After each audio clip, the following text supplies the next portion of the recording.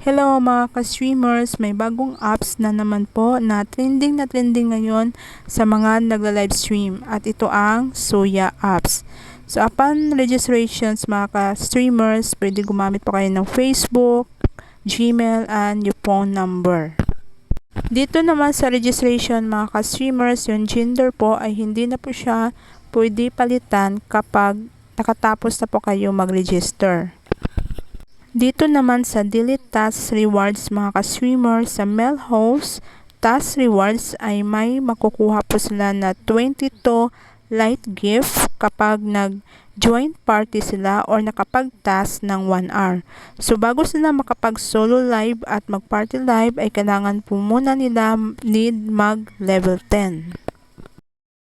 Dito naman po sa female host task rewards mga ka-streamer, sa mga bagong host po ay makakaroon ng 10 dayas or 1 USD sa pagla-live ng 1 hour.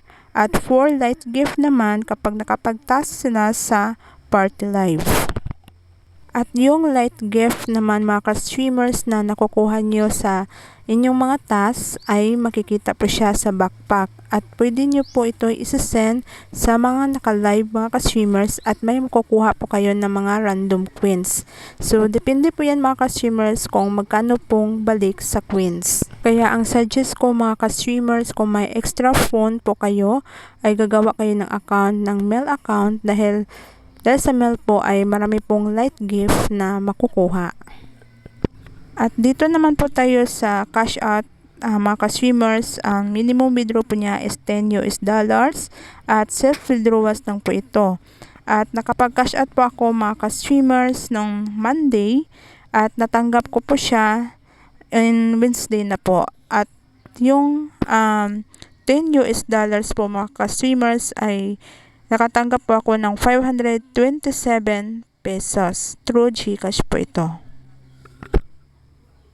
Kung gusto nyo mga ka-streamers mag-join sa agency namin, kontakin nyo lang po yung agent namin at ilagay ko na lang po sa description yung contact account niya po.